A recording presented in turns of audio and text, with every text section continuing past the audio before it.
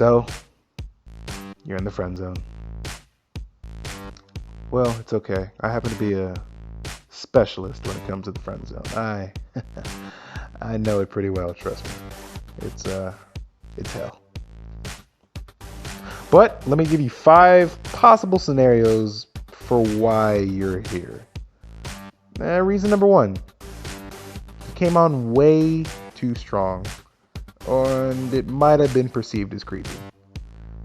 You know how when you like someone, you have that urge to just tell them everything you feel all the time? You just want to give them all that, all that love and adoration that you know they deserve? Yeah, don't do that unless you're dating. Before you're dating, it's just kind of awkward. When you send that overly long, massive love letter to your crush about how great and beautiful they are, and how much you care, and you're starting to open up way too much.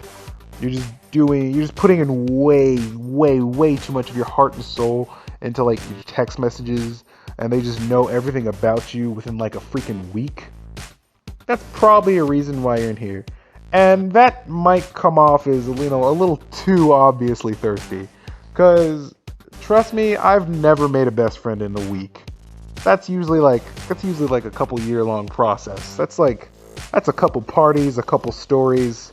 That is something that really needed to be worked on for me to make a best friend.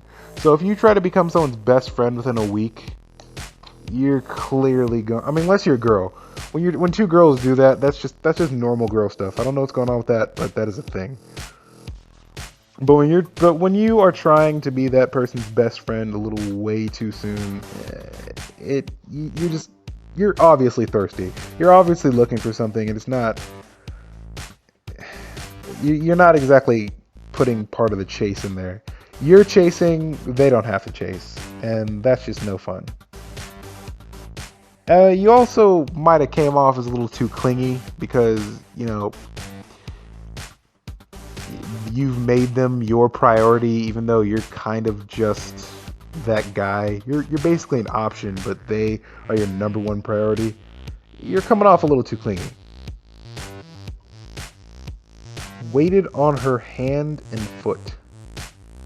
You probably bought them some stuff, Taco Bell here, Starbucks there. That's all well and good. But when you start buying them big stuff, oh damn, I wish I had a new iPod, and you buy them an iPod, they got you, okay? You're doing way too much right there. You're also if you're readily available at a moment's notice, no matter what. I used to send my friends the text, hey man, you can text me morning, noon, or night. I'm always going to be here for you. Nowadays, I'm an adult. If you text me anywhere from 11 o'clock p.m. to 6 o'clock a.m., you about to get cussed out. You finna get cussed out. I am not even going to play that. I have work. I have stuff I got to do in the morning. If you're having a problem and you're seriously having a problem, feel free to text me. But if you just want to talk, don't. Okay?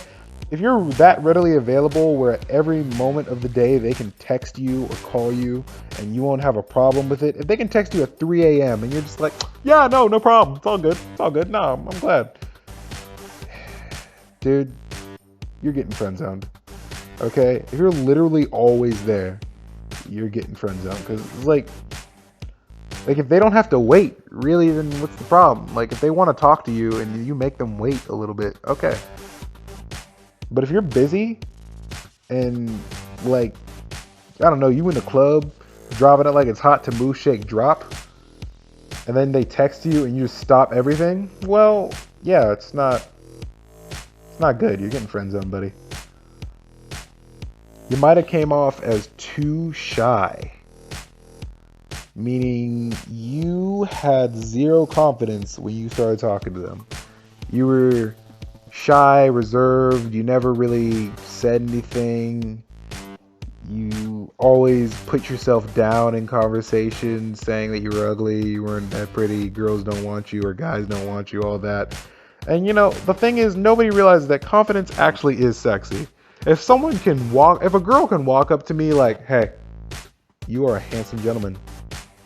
You wanna You want to go out?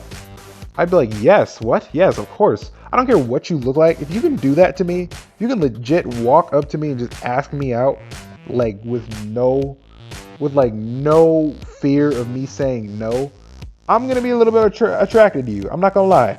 Confidence is just like turn on number one. But if you can't ever open up, like no matter how much I put, like I get that you might not want to talk, but if you can't open up to me ever, you're just kind of wasting both our time there. You gotta open up every now and then. Tell me a little something about yourself. I'm not asking for like your life story. Like I don't want to say, "Hey, what's up?" and then all of a sudden, "I was abused." I don't want that to happen. That's awkward. That's awkward conversation. But, you know, if I ask, "Hey, what's going on?" and you're like, you know, just chilling at Chipotle. I freaking love Chipotle. Chipotle is bae. Well, okay.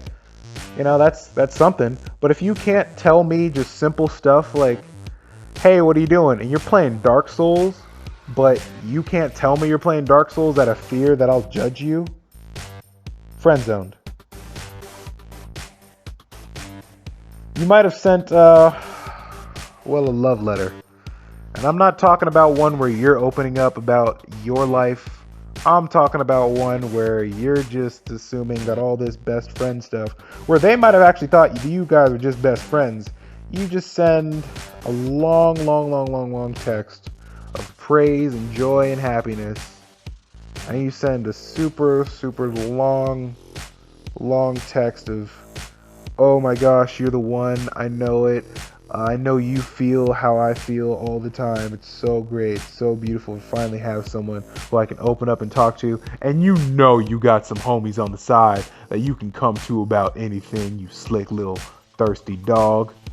Well, come on. I mean, when you send these love letters and these long texts of praise and joy, you're pretty much just doing this.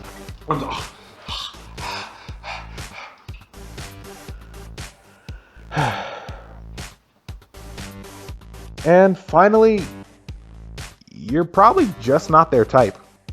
Enough said.